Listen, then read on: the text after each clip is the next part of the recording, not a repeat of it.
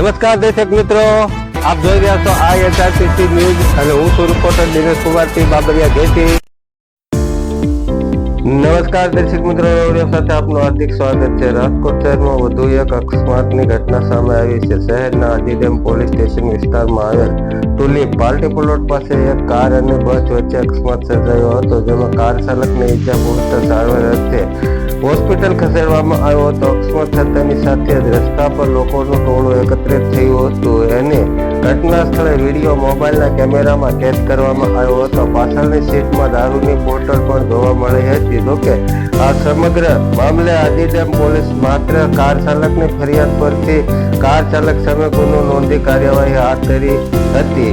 ઉલ્લેખનીય કહે છે કે કાર ચાલકે સ્ટીયરિંગ પરથી કાબુ ગુમાવતા કાર ડિવાઈડર ટપીને સામે આવતી બસ સાથે અથડાઈ હતી. અને હું છું રિપોર્ટર દિનેશ કુમારસિંહ બાબરિયા જેટી.